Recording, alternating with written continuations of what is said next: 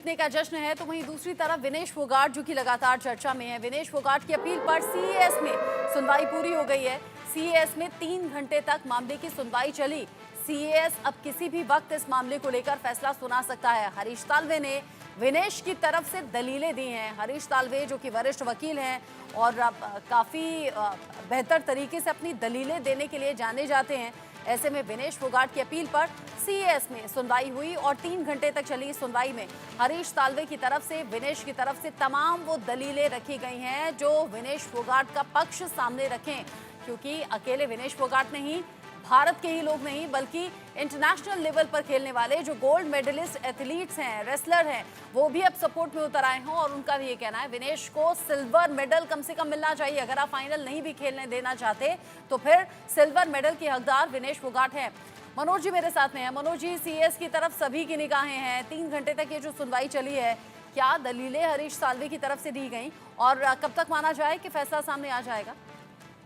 देखिए, व्यवस्था पर सवाल उन्होंने उठाया, उन्होंने नियमों पर भी सवाल उठाए। ये 2 बड़े ऐसे पहलू थे जिस पर उनको लगता है और आईओए को भी लगता है कि फैसला उनके पक्ष में आ सकता है, क्योंकि उसमें जो सबसे बड़ी दलील ये दी गई कि जो रेसलिंग वेन्यू था, रेसलिंग वेन्यू से लेकर जो खेल गांव की दूरी है, बहुत ज्यादा दूरी थी, उसमें बहुत ज्यादा समय लगता था। वहां पर खिलाड़ी कोई एक्सरसाइज नहीं कर सकता रास्ते में, और वो वहां पहुंचता, वहां पर उसका वजन हुआ और उसके बाद 3 और वजन भी उनका ठीक आया पहले दिन, और उसके बाद 3 बाउट जो पहलवान लगातार लड़े तो वजन कब कम करेगा। और उसके बाद उन्होंने कहा कि उसमें भी 3 कुश्तियों में भी एक कुश्ती उनकी ऐसी थी जिसमें उन्होंने एक ऐसी रेसलर को हराया जो ओलंपिक चैंपियन थी, वर्ल्ड चैंपियनशिप के 4 गोल्ड जिसके नाम थे, और जिसको हराने के लिए अच्छी खासी मशक्कत करनी पड़ी। पूरी दुनिया में कोई एक रेसलर नहीं हुआ जिसने उनके खिलाफ एक भी अंक बटोरा हो।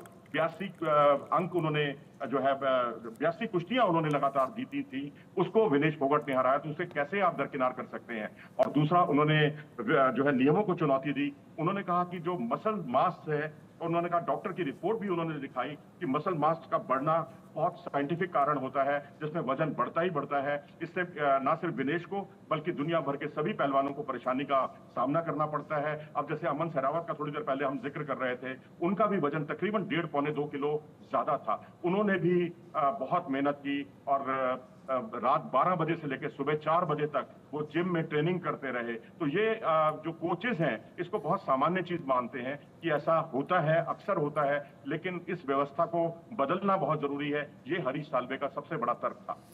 हरीश साल्वे ने भी ये तर्क दिया। साथ ही साथ अमेरिकी रेसलर हैं, गोल्ड मेडलिस्ट हैं, अच्छे एथलीट हैं, जिनकी तरफ से जॉर्डन भरोट, जिनकी तरफ से कहा गया कुछ ऐसे 5 से 6 पॉइंट्स हैं जो उन्होंने कहा है कि ओलंपिक में ये नियम बदले जाने चाहिए, क्योंकि हर रेसलर इस तरह के चैलेंजेस का सामना करता है।